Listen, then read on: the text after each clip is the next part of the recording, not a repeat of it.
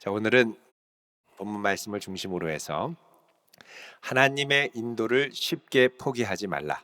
하나님의 인도를 쉽게 포기하지 말라라는 제목으로 함께 말씀을 나누도록 하겠습니다. 요즘 코로나19 사태가 이제 전 세계적인 재앙 수준으로 퍼져가고 있습니다. 이 현상을 보면 마치 다윗 통치 말기에 일어난 전염병을 연상시킵니다. 사무엘하 24장에 보면 하나님께서 이스라엘에 단 사흘간 전염병을 내리실 때가 있죠. 여러분, 어제까지 통계로 최근 통계로 오늘 아침에 제가 봤습니다만 이제 사망자가 전 세계적으로 3만 명이 넘어간다, 이런 통계를 제가 봤습니다. 이스라엘에는 단 3일간 전염병으로 죽어나갔던 사람들이 7만 명이 됐습니다. 이 전염병은 군사력으로도 또 사람의 지혜로도 또 이 세상에 있는 그 무엇으로도 피해 나갈 수 없었습니다. 대처 방법이라도 있었으면 안심할 텐데 속수무책이니 얼마나 두렵고 무섭겠습니까? 지금 우리나라의 상황과 너무나도 유사합니다. 코로나가 전 세계적으로 퍼져나가는데 문제는 치료제가 없는 것이죠. 사실 전 세계적으로는 우리나라는 아주 감사한 일이고, 진단할 수 있는 진단 키트도 너무나 모자라서 힘들어하는 경우가 많습니다. 자, 이스라엘 같은 경우에 이 사무엘 하 24장에 내렸던 이 사흘간의 전염병, 이게 사흘 후에 기적적으로 그치게 되지요. 무엇 때문에 그치게 되었을까요? 사무엘하 24장 16절에 보면 이렇게 말씀을 합니다. 천사가 예루살렘을 향하여 그의 손을 들어 멸하려 하더니 여호와께서 이 재앙 내리심을 뉘우치사 백성을 멸하는 천사에게 이르시되 족하다, 이제는 내 손을 거두라, 이렇게 말씀하십니다.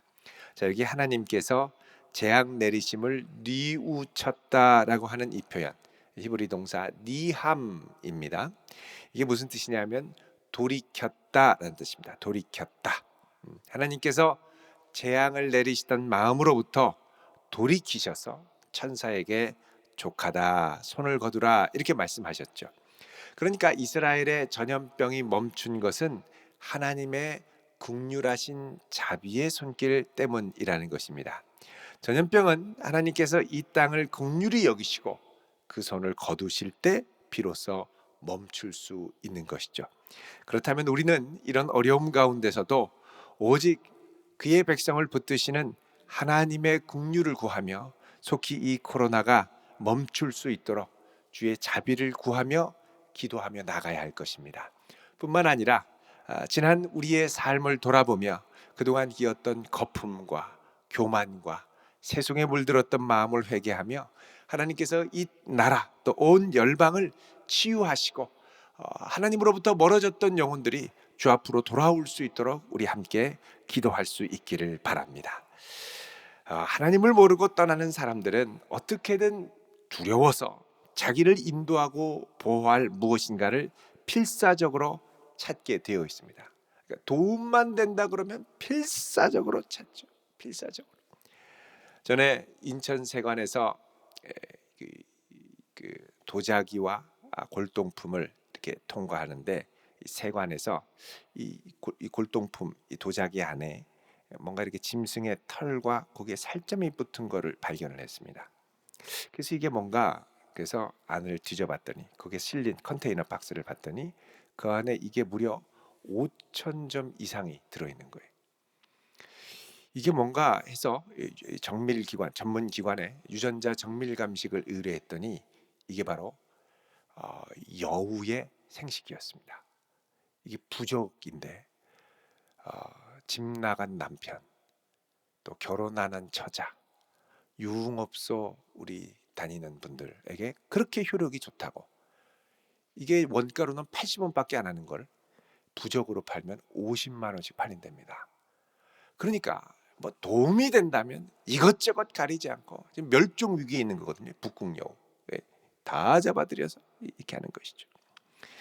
여러분, 하나님을 모르는 사람들은 이 코로나19도 너무나 두렵거니와 또 이제 서서히 이 코로나19 사태 이후에 벌어질 이 세상의 급격한 변화를 두려워하는 분들도 많습니다.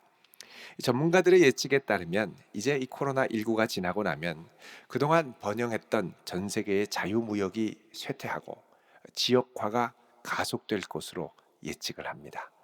또 이 재택근무와 같은 비대면 접촉이 이제 점점점 뿌리를 내리면서 늘어나게 되면 이제 실제 산업이나 근로 현장에는 더 많은 로봇이 현장의 일자리를 대체하게 될 것이고, 또 집에만 자꾸 있고 돌아다니지 않으려다 보니까 자동차 운행이 감소하고 석유 산업이 쇠퇴하고, 또 석유 산업으로 나라의 근간을 이루었던 이 사우디아라비아나 러시아와 같은 산유국들이 앞으로 10년 이내에 커다란 위기에 직면할 것으로 예측을 합니다. 또 집에 있다 보니 오피스와 건물이 더 이상 이전처럼 사용하지 않게 되고, 그러니까 점점 공실들이 늘어나게 되고, 또 비대면 접촉에 기반한 관계가 늘어나다 보니 사람을 안정되게 붙들어주는 사회적 관계망이 약화되고, 외롭고 고독하고 힘들게 죽어가는 사람들, 소외되는 사람들이 많아질 것으로 예측을 합니다. 영화관도 이제는 더 이상 가지 않고 집에서 보게 되고 자꾸 접촉을 꺼리게 되는 것이죠. 자, 이런 세계적인 변화와 또 이것으로 인하여 우리 삶에 스며드는 급격한 변화 앞에 우리는 우왕좌왕하면서 주변만을 바라보며 그동안 열심히 붙들었던 주님의 손을 자칫하면 놓을 수 있습니다. 마치 무리를 걸어오라고 해서 배 밖으로 나가 주님께 갔던 베드로가 넘실거리는 풍랑을 보고 두려워서 빠져가는 것과 같습니다. 이럴 때일수록 우리들은 더욱더 주님의 자비를 구하면서 주님께서 인도하시는 손에 꼭 붙들려 있어야 할 줄로 믿습니다. 예수님이 분명히 약속하셨죠. 볼지어다 내가 세상 끝날까지 너희와 항상 함께 있으리라. 자, 세상 끝날까지 많은 변화와 많은 격변과 많은 두려움이 다가올 것입니다. 많은 두려움에도 불구하고, 많은 격변에도 불구하고 주님은 우리와 함께 하시는 그 역사를 쉬지 않으시고 이어가실 줄로 믿습니다. 하나님의 인도는 항상 좋은 길로만 인도하시는 것이 아닙니다. 때로는 당황스러움, 풍랑 한가운데로 우리를 부르실 때가 있죠. 너무 힘들고 스트레스를 받아서 나가 떨어지기도 합니다. 시온의 대로만 열리면 좋겠는데 시온의 대로가 아니라 갈수록 가시밭길인 경우도 많이 있습니다. 이런 인도라면 차라리 거부하고 내 기대와 다른 인도라면 차라리 도망가고 싶다라는 생각이 들 수 있죠. 여러분, 이럴 때 우리는 하나님의 인도를 포기하려고 할 때가 많습니다. 이런 면에서 오늘 우리가 읽은 본문 말씀은 상당히 의미심장합니다. 이 본문 말씀을 통해서 우리가 주님의 손을 더욱 꼭 붙들고 갈 수 있는 그런 성도들 될 수 있기를 주의 이름으로 축원드립니다. 자, 오늘 말씀 12절은 이렇게 시작을 합니다. 오늘 12절 보시면요, 같이 읽습니다. 시작. 무교절의 첫날 곧 유월절 양 잡는 날에 제자들이 예수께 여짜오되 우리가 어디로 가서 선생님께서 유월절 음식을 잡수시게 준비하기를 원하시나이까 하매. 아멘. 자, 여기 보면 무교절의 첫날 곧 유월절 양 잡는 날이라고 그러죠. 지금 마가복음은 14장에 이르면서 갑작스럽게 계속해서 무교절과 유월절을 강조하고 양 잡는 날을 강조합니다. 14장 1절도 보시면 어떻게 시작을 합니까? 이틀이 지나면 유월절과 무교절이라 하면서 이제 양을 잡는 대신 유대 지도자들이 어떻게 합니까? 대제사장들과 서기관들이 예수님을 잡아 죽이려는 방도를 찾기 시작하죠. 자, 유월절이 시작되기 전날은 유월절 양을 잡는 날입니다. 그리고 양을 잡아서 죽이고 그 양의 피를 제단에 뿌리고 그리고 양의 고기와 무교병, 쓴나물과 포도주를 함께 먹게 되죠. 자, 오늘 본문이 이렇게 시작이 됩니다. 유월절 양 잡는 날에 예수께 여짜오되 우리가 어디로 가서 선생님께 유월절 음식 잡수시게 준비하기를 원하시나이까 그러죠. 자, 여기 보면 유월절 여기 양 잡는 날에 이렇게 되어 있습니다. 양 잡는 날에 여기 잡다라는 말 헬라어로 3인칭 복수형 미완료 동사로 사용되어 있습니다. 에튀온이라는 단어죠. 미완료면 어린 양 잡는 게 끝나는 게 아니라 계속 잡는 겁니다. 이거 언제까지 잡느냐? 그날 저녁 해질 때까지, 유월절 전날 해질 때까지 계속 양을 잡는 거죠. 근데 한 사람이 잡는 게 아니라 3인칭 복수라고 그랬습니다. 여러 사람들이 그들이 유월절 양을 잡는다는 것이죠. 자, 그들이 양을 잡으면 어디서 잡을까요? 바로 예루살렘 성전에서 잡습니다. 예루살렘 성전. 왜 그러면은 성전에서 잡냐? 그럼 그들은 누구냐? 바로 예루살렘 성전에서 일하는 제사장들입니다. 유월절에 드리는 양은 아무 데서나 아무나 잡으면 안 되고 백성들의 죄를 대속하는 제사장이 백성들의 죄를 속죄하기 위하여 하나님 앞에 성전에서 잡아드리고 성전 제단에서 번제로 드리고 이제 하나님께 제사를 드리는 것이죠.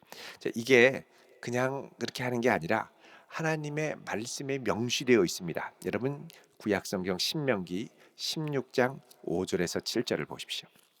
우리 읽습니다. 시작.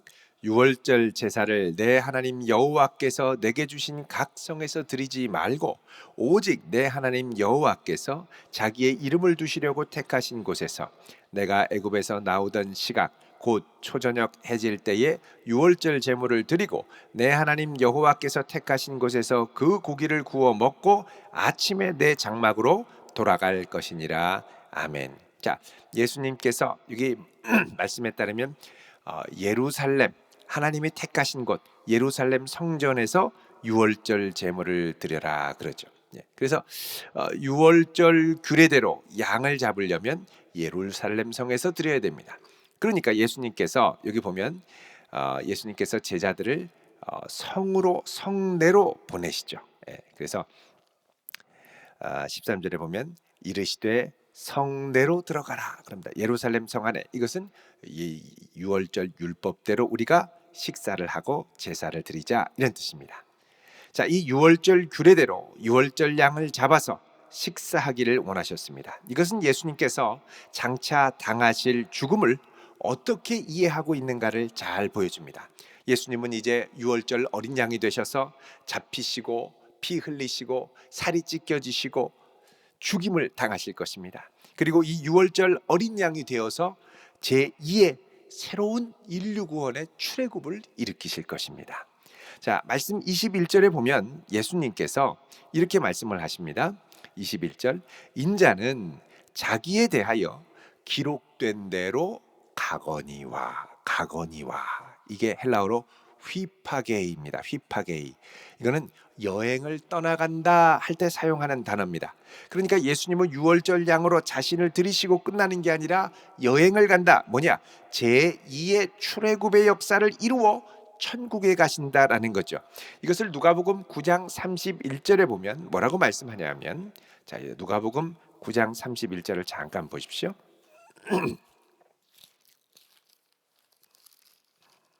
자, 이렇게 말씀을 하죠. 같이 읽습니다. 106쪽입니다. 영광 중에 나타나서 장차 예수께서 예루살렘에서 별세하실 것을 말씀하실세. 아멘. 자, 여기 영광 중에 모세와 엘리야가 나타나서 예수님께서 장차 예루살렘에서 별세하신다. 이 별세한다라는 말이 헬라어로 엑소더스 이렇게 되어 있습니다. 엑소더스. 엑소더스는 출애굽을 말하죠. 지금도 그리스에 가면 이 엑소더스가 적혀 있습니다. 팻말 많이 있습니다. 엑소더스가 뭐냐? 엑시트입니다. 엑시트. 비상구죠. 비상구. 그러니까 극장이나 공공건물 가는 데마다 엑소더스. 그리고 또 하나는 에이소더스 이렇게 되어 있습니다. 에이소더스는 입국, 엑소더스는 출국 이렇게 되는 거예요. 그러니까 이 출애굽 주님께서 예루살렘에서 출애굽하실 것을 말씀하셨다는 겁니다. 이 출애굽은 어떤 출애굽이냐? 예수님 자신을 유월절 어린 양으로 들이시고 온 인류를 죄로부터 출애굽 일으키시는 것이죠. 이게 예수님께서 갖고 계신 죽음에 대한 이해였습니다. 이것을 요한복음 14장 28절은 이렇게 말씀을 합니다. 보시면요. 내가 갔다가 너희에게로 온다 하는 말을 너희가 들었나니 나를 사랑하였더라면 내가 아버지께로 감을 기뻐하였으리라. 자, 내가 갔다가 말씀하죠. 또 내가 아버지께로 감을 기뻐하였으리라. 여기 간다라는 말이 여기서 나온 휘파고라는 말입니다. 휘파게이, 휘파고. 떠나간다, 휘파게인이죠. 같은 헬라어 원어입니다. 그러니까 예수님께서 지금 간다라는 건 그냥 죽는다는 게 아니라 출애굽을 일으키셔서 아버지께로 갔다 오신다는 겁니다. 자, 출애굽을 위해 백성들에게 피를 바르기 위해 자신을 유월절 어린 양으로 내어 주시는 이 역사를 상징적으로 이제 보여주는 게 뭐냐? 바로 예수님이 하신 유월절 만찬이라는 것이죠. 이 놀라운 역사를 보여주시기 위해 예수님께서는 제자들을 부르십니다. 자, 그러자 제자들이 12절에 이렇게 묻지요. 예수님, 우리가 음식을 어디서 준비하기를 원하시나요? 그러자 예수님께서 말씀을 하시고 16절에 보면 제자들이 유월절 음식을 준비했다 이렇게 말씀합니다. 그러니까 요 두 절 12절과 16절만을 보면 처음부터 끝까지 다 제자들이 준비한 것 같은 생각이 들지요. 그러나 본문을 자세히 들여다보면 그 안에는 실제로 예수님께서 준비해 두셨음을 볼 수가 있습니다. 자, 13절부터 15절을 보시면요. 이렇게 말씀을 합니다. 예수께서 제자 중에 둘을 보내시며 이르시되 성내로 들어가라. 자, 여러분 지금 예수님께서 어디 계시냐면 14장 3절에 따르면 시몬 집에 있죠. 베다니 시몬 집. 예수님께서 시몬 집에 있는데 시몬에서 예루살렘까지는 얼마나 걸리느냐? 약 3km에서 4km 사이 정도가 걸립니다. 자, 이 정도 걸리는 거리에서 예수님께서 있다가 이제 제자들에게 유월절 만찬을 위해서는 성내로 안으로 들어가서 하자고 말씀하십니다. 그런데 13절에 보면 그 안으로 들어가면 기이한 하나님의 인도하심이 있다는 겁니다. 마치 나귀를 풀어서 주님께로 가져다 주셨던 것처럼 그런 역사를 이루셨던 것처럼 성내에 들어가면 여기 물 한 동이를 가지고 가는 사람을 만날 것이라고 그러죠. 여러분들 물 한 동이를 가지고 예루살렘이 그래도 이스라엘의 수도고 꽤 큰 동네고 6월절에는 무려 50만이 넘는 남자면 50만이 넘는 많은 사람들이 들어올 것인데 마치 서울역에서 김서방 찾는 격이 될 것입니다. 어떻게 찾느냐? 근데 거기 가면 특이한 한 사람이 나오는데 물동이를 가지고 가는 사람이 있다는 겁니다. 여러분 물동이를 가지고 가는 사람 많이 있겠죠? 근데 여기 특별히 이 물동이를 가지고 가는 사람이라는 말은 이 사람은 헬라어로 남성형입니다. 한 남자, 맨을 볼 거라는 것이죠. 보통 물을 항아리를 가지고 다니는 사람은 여인입니다. 수가성에 우물가에 온 여인이 있죠. 보통 물가에 물을 떠서 항아리에 담아 가져가는 사람은 여인. 때로는 큰 유대인의 정결례에 큰 통을 들어서 나르는 사람은 이제 하인들이 많이 했습니다. 유대 하인들. 그런데 특이하게 여기서는 물 항아리, 여기 이제 항아리라는 말이 헬라어로 케라미온이라고 그래서 이 토기로 만든 항아리를 말합니다. 물항아리, 적절하게 그렇게 크지 않은, 무겁지 않은. 이거는 보통 여인들이 들고 다니는데 특이하게 하인이 그 항아리를 들고 간다는 거죠. 그러니까 예루살렘 성에 딱 가면은 딱 눈에 띄는 겁니다. 그 사람을 만날 수 있도록 주님이 미리 준비하셨다는 거예요. 그리고 그 사람을 만나면 그 사람을 따라가서 그 집에 원래 주인이 있을 거라는 것이죠. 그래서 그 주인에게 가서 그죠? 14절에 보면 어디든지 그가 들어가는 그 집 주인에게 이르되 선생님의 말씀이 내가 내 제자들과 함께 유월절 음식을 먹을 나의 객실이 어디 있느냐 물어보면 그가 자리를 펴고 준비한 큰 다락방을 보일 텐데 거기서 식사하자는 겁니다. 그러니까 주님께서 신비로운 방법으로 이미 그 사람을 통하여 그 집 주인을 통하여 다락방을 준비하셨다는 겁니다. 여기도 보면 무명의 제자예요. 무명의 제자가 주님을 위하여 귀하게 쓰임 받은 거죠. 가서 주님께서 유월절 음식 먹을 객실을 찾으십니다. 그러면 준비한 것을 보여준다는 겁니다. 자, 그러면 보십시오. 제자들이 만찬 장소를 유월절 만찬을 준비하러 갔지만 결국 주님이 다 예비하신 것을 인도하심 받아서 찾아서 준비한 거죠. 제자들이 준비한 것 같지만 배후에 주님이 인도하셨다는 겁니다. 여러분 하나님의 인도하심이 그렇습니다. 내가 이 어렵고 힘든 상황 가운데 가야 되는 것 같지만 그 앞길을 주님이 다 인도해 놓고 계신 줄 믿으시기 바랍니다. 나의 갈 길을 다 가도록 예수 인도하시니 주님께서 다 준비해 놓고 계시죠. 붙들어 주시는 거죠. 갈 때는 아무것도 모르고 두렵지만 그분의 인도하심을 신뢰하며 끝까지 가면 그곳에서 예비하신 하나님의 손길을 우리가 반드시 경험하게 될 줄로 믿습니다.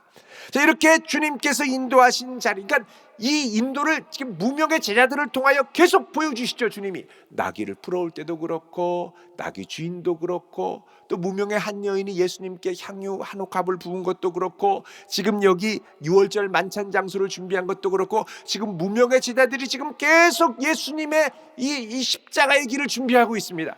잘 알려지고 유명한 사람이 아니라 무명의 사람들이 주님을 위하여 준비하는 데 쓰임받는다는 건 뭐냐? 결국 이 모든 십자가의 길, 6월절의 길은 예수님께서 친히 준비하시고 인도하시는 길이라는 겁니다. 그러니까 우리가 이 주님을 신뢰하면 아무리 상황이 어렵고 주님이 때로는 잡히고 넘겨지더라도 두려워하지 말고 그분을 신뢰하고 가야죠. 근데 우리는 주님이 잡히면 겁나서 도망갑니다. 가다가 이 우물가에 이 사람이 누가 있을까 걱정되면 미리 걱정하다가 아예 가지도 않습니다. 이게 이제 우리의 문제가 되는 것이죠. 자, 17절에 보면 마침내 날이 저물었습니다. 오늘 말씀 17절에 저물매 그러죠. 저물매. 여러분, 이 저문다는 건 유대인들에게 새 날의 시작입니다. 당시 이 로마 제국 또 헬라 시대의 하루 개념은 해 뜰 때부터 다음날 해 뜰 때까지, sunrise to sunrise, 그게 이제 하루였습니다. 근데 유대인들에게는 창세기의 전통을 이어받아서 저녁이 되고 아침이 되는 게 하루였습니다. 그래서 창세기에도 보면 저녁이 되고 아침이 되니 이는 첫째 날이니라 둘째 날이니라 그러죠. 자, 여기도 저물매, 이건 뭐냐면 6월절 준비하는 날이 끝나고 양 잡는 모든 것이 끝나고 이제부터는 6월절 만찬을 시작하는 날이라는 것이죠. 이렇게 새롭게 시작하는 그곳에서 주님께서 준비하신 그곳으로 가서 6월절 만찬을 시작하는 겁니다. 자, 주님이 인도하신 이 6월절 만찬에 18절에 제자들이 다 앉아 먹습니다. 18절에 앉아라는 말이 나나주에 보면 2장 15절 나나주를 보라 이렇게 돼 있죠. 여러분, 마가복음 2장 15절로 가시면요, 뭐라고 돼 있냐면 나나주에 이렇게 돼 있습니다. 기대어 누워 이렇게 돼 있고, 유대인이 음식 먹을 때에 가지는 자세 이렇게 돼 있죠. 기대어 누워, 헬라어의 원뜻은 기대어 눕다 이런 거죠. 이게 이제 헬라어로 아나케이메논이라는 단어가 써 있습니다. 아나케이메논, 이게 뭐냐? 기대어 눕는다. 영어로 recline 정도가 되죠. 그러니까 비스듬히 누워 먹는 겁니다. 이걸 위해서 긴 의자를 마련하기도 했죠. 자, 길게 누워 먹는 행위는 뭐냐? 이제 이들이 노예가 아니라 자유인이라는 것을 상징하는 자세였습니다. 애굽의 노예였을 때는 뭐 누워서 먹을 수 없죠. 귀부인이나 이 애굽 사람들이나 이렇게 누워서 여유 있게 먹지, 이 종이 무슨 여유를 부리겠습니까? 후닥닥 가고 쪼그려 앉아 먹고 급하게 먹고 이러죠. 근데 이제 누워서 먹는다는 건 뭐냐? 이제 나는 자유인이다. 출애굽의 자유, 애굽의 죄와 사망의 노예가 아닌 벗어난 자유인이다. 이걸 선포하는 거죠. 그러니까 이 유월절 만찬 자체가 이제 예수님께서 자신을 유월절 양으로 내어주심으로 이들을 자유케 하시는 역사를 이루신다는 거죠. 우리가 자유케 하는 역사를 경험하게 된다는 겁니다. 자, 이렇게 해서 자유케 하는 역사 가운데 유월절 만찬을 먹는데 예수님이 충격적인 소식을 선언하시죠. 18절에 보면 다 앉아 먹을 때에 예수께서 이르시되 내가 진실로 너희에게 이르노니 너희 중에 한 사람 곧 나와 함께 먹는 자가 나를 팔리라. 자, 지금 출애굽 역사로 예수님이 자신을 어린 양으로 내어드리는 역사 가운데 이탈할 자가 있다라는 걸 말씀하는 거죠. 왜 이탈합니까? 여러분, 이 이탈하는 사람은 지금까지 인도하신 예수님의 인도를 확신하지 못했기 때문입니다. 어떻게 자기 자신을 죽음으로 내어드릴 수 있느냐? 그럴 바에야 차라리 내가 먼저 배신하고 나가겠다. 그러나 그의 배신조차도 하나님이 인도하시는 거대한 인도하심의 물결을 거스를 수 없었죠. 자, 예수님이 이 말씀을 하시자 제자들이 어떻게 반응합니까? 19절에 보면 근심하며 하나씩 하나씩 나는 아니지요 라고 얘기합니다. 그러자 예수님이 20절에 나와 함께 그릇에 손을 넣는 자가 그렇다 그니라 말씀합니다. 자, 그릇에 손을 넣는 자, 여러분 당시 유월절 식사를 할 때 유대인들은 큰 그릇에 이제 음식을 담아서 서너 명이 함께 쓴 나물도 뺏어 먹고 무교병도 같이 먹고 이렇게 했습니다. 그러니까 손을 넣을 때 같이 손 넣는 사람은 예수님 주변에 가까이 있었던 사람이죠. 이런 거 보면 가룟 유다가 아주 예수님 가까이에 있었던 것 같습니다. 그도 그럴 게 배신자는 항상 가까이 있죠. 주인공 가까이 있습니다. 007도 보면 배신하는 사람 항상 가까이 있습니다. 드라마도 보면 항상 배신하는 사람 가까이에 있습니다. 항상 가까이. 가룟 유다. 가까이 있는 사람은 그 누구보다도 주인공을 잘 아는 사람이죠. 근데 왜 배신합니까? 내 생각과 기대와 주인공의 생각과 기대가 다르기 때문에. 여러분 위기와 고난 가운데 제자들은 아니 주님 이게 무슨 말입니까? 누가 예수님을 배신합니까? 뭐 이렇게 따지고 그 누군가요 하고 좀 이렇게 찾아보고 해야 되는데 지금 제자들의 관심은 다 어떻게 되느냐? 주님 나는 아니죠. 다른 말로 하면 나만 아니면 된다 이런 겁니다. 그러니까 이 두려움에 나만 아니면 된다 자기에 집중하는 이런 마음들이 사실은 더 나가면 나는 안 갈래 이렇게 되는 거죠.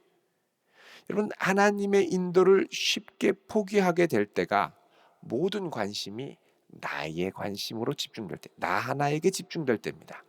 내가 힘들고 예수님이 내 기대에 미치지 않으면 겸손하게 주님을 끝까지 신뢰하며 따라가기보다는 하나님의 인도를 거부하죠. 내가 당황스러우면 하나님에게서 멀어집니다. 도망갑니다. 이런 면에서 가룟 유다는 너무나 쉽게 하나님의 인도하심을 포기했습니다. 물론 3년간 열심히 따라다녔죠. 그러나 예수님께서 거듭 십자가에 죽으실 것을 경고할 때 가룟 유다는 야 예수님 이렇게 죽으면 안 되는데 자꾸 자기 목숨을 사람들의 대속물로 주겠다고 하니 이 예수님의 능력으로 이스라엘의 정치적인 해방과 자유를 가져다 줘야 되는데 자꾸 내 나라는 이 세상의 나라와 다르다고 하니 예수님을 더 이상 따라가기 어렵겠구나. 그게 거부하는 겁니다. 여러분 우리도 고난과 위기 가운데 관심을 자꾸 나한테 기울이고 내 문제에 집중을 하면 하나님의 인도를 포기하기가 쉽습니다. 동요 작곡가 중에 한택은 선생님이 계십니다. 이분이 시대를 초월하는 이 베스트 동요 꼬부랑 할머니 아시죠? 꼬부랑 할머니가 이거를 쓰신 분입니다. 이분은 물론 지금은 하늘나라에 가셨습니다. 2015년에 87세 그래도 꽤 오래 사셨습니다. 87세 일기로 별세하셨죠. 이분이 젊을 때 고등학교 교편을 잡다가 은퇴하시고 얼마 되지 않아서 몸이 좋지 않아 가지고 동문회 사무실에 전화를 걸었습니다. 야 혹시 제자 중에 비뇨기과 의사가 있냐? 내가 자꾸 소변을 보는데 피가 나온다. 그래서 이 동문회에서 알아봐서 연세대학교 세브란스 병원에 있는 한 제자 의사에 연결을 해주고 그를 만나서 진료를 받고 수술을 받았습니다. 제자가 이 수술대에서 선생님의 배를 열어보고는 깜짝 놀랐습니다. 왜냐하면 이 방광 전체가 암으로 뒤덮여서 이 수술 메스가 들어가지 않을 정도였어요. 그냥 배를 덮어버리고 말았습니다.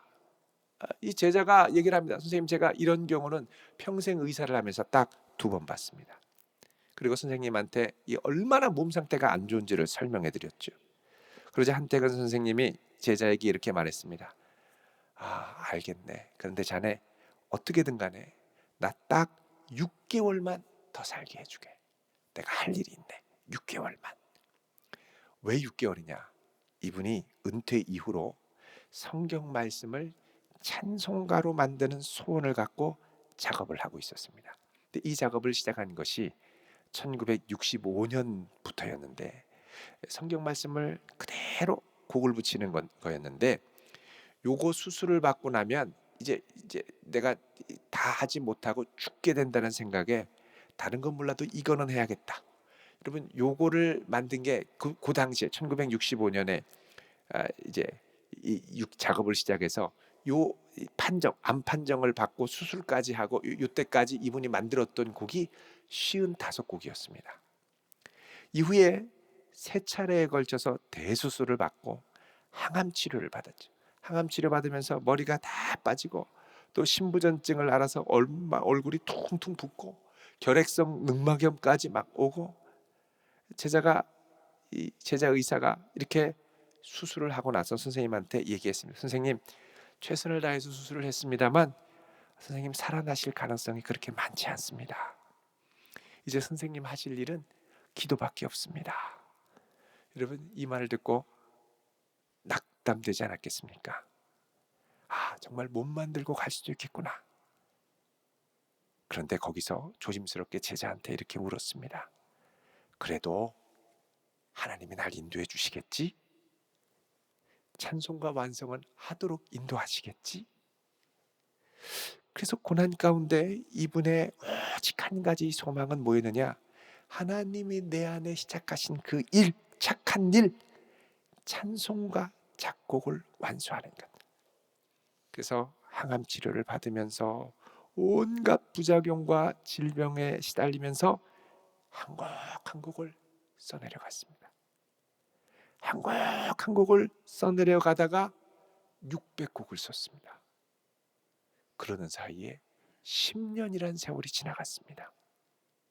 그리고 2006년 7월 24일에는 이 중에서 300곡을 뽑아서 성구 찬송가 300이란 제목으로 찬송가를 출판하기에 이르렀죠. 자, 항암 치료받은 지 10년이 지났는데 몸이 멀쩡한 게 이상하지 않겠습니까? 그래서 이분이 CT와 이 방광경으로 이걸 끝나고 몸 검사를 해봤더니 암이 흔적도 없이 사라진 거예요. 완전히 치유를 경험한 거죠.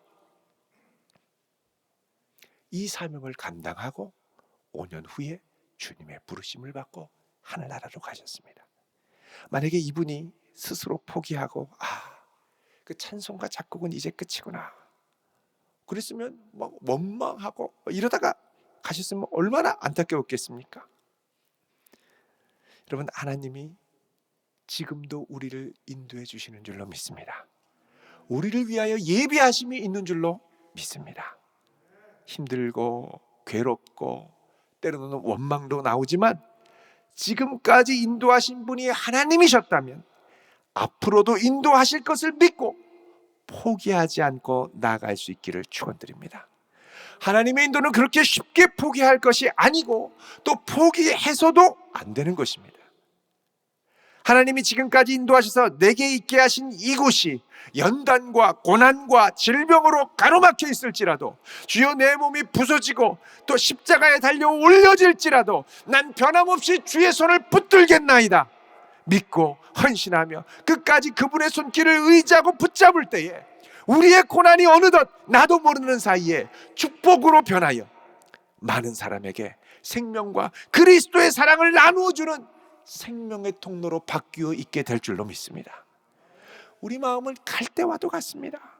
이러면 토라지고 저러면 삐지고 의심하고, 여러분, 이런 가운데 내가 하나님의 인도하심을 의뢰하고 내 인생을 맡겼으면 절대 포기하지 말고 끝까지 그분을 신뢰하며 믿음의 선한 싸움을 싸우며 지혜를 구하며 거룩함을 지켜낼 수 있는 그런 복된 성도 되시기를 우리 주님의 이름으로 축원드립니다. 기도하겠습니다.